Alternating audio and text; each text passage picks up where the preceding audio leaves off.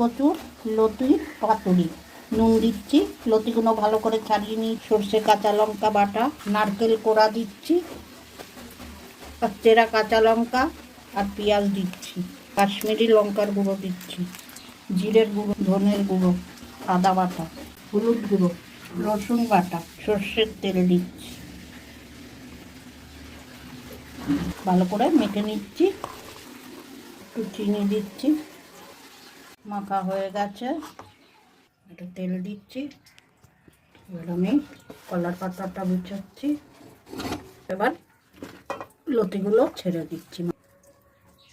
এটা ধুয়ে একটু জল দিচ্ছি, একটু নারকেল কোড়া দিয়ে দিলাম, চাপা দিয়ে দিচ্ছি, উল্টে দিলাম। এবার এই পিঠ হবে, চাপা দিয়ে দিচ্ছি।